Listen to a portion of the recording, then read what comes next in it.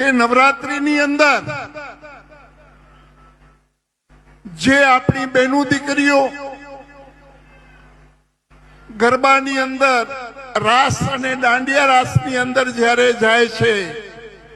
ત્યારે ઘણા એવા વિધર્મીઓ જે ચાંદલા કરે, ટેટુ કરે, ડુપ્લિકેટ આધાર કાર્ડ બનાવે અને આપણી બહેનો દીકરીઓને જે ટાર્ગેટ કરે છે, તો આજે યુવાધન પાસે એક સાધુ તરીકે હું પ્રાર્થના કરું, પ્રભુ પહેલા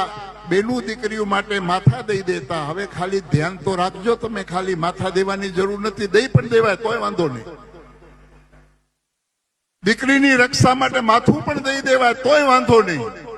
પણ નવરાત્રીની અંદર ખાસ પ્રભુ જ્યાં જ્યાં પંડાલો હોય ત્યાં અહીંયા જ્યાં તમે મારો અવાજ સાંભળો છો, તો એક સાધુ તરીકે, ભગવા ભેખ તરીકે હું તમને પ્રણામ કરીને કહું છું કે દાંડિયા ઓછા રમજો, પણ આપણી બહેનો દીકરીઓ રમતી હોય એ કેમ સલામત રહીએ એવું ધ્યાન રાખજો. કેમ કે વિધર્મીઓ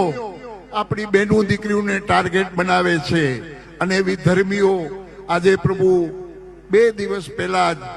ભારતના પંતપ્રધાન માનનીય મોદી સાહેબ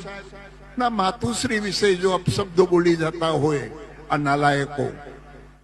તો આપણે સમજવાનું છે